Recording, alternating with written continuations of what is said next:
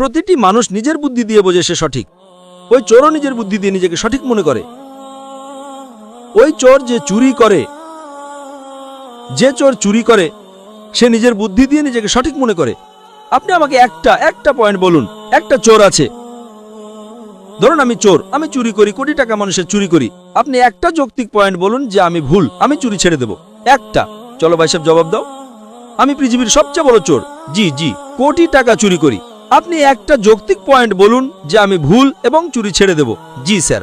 তার কারণ এটা যে আপনি যদি চোর হন এবং চুরি করেন তবে আপনি ভুল এই জন্য যে আপনার কাজের দ্বারা মানুষের জীবনে যে নেতিবাচক প্রভাব পড়ছে।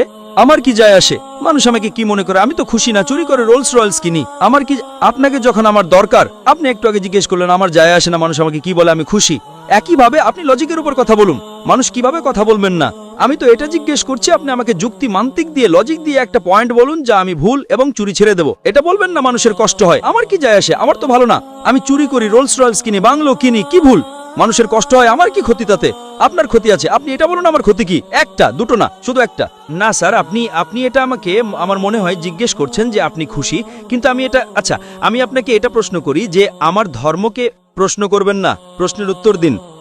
আমার স্যার এটাই প্রশ্ন, একটা লজিক্যাল পয়েন্ট বলুন প্রমাণ করার জন্য আমি পৃথিবীর সবচেয়ে বড় চোর, কোটি কোটি আরব টাকা চুরি করি, আমি খুব খুশি।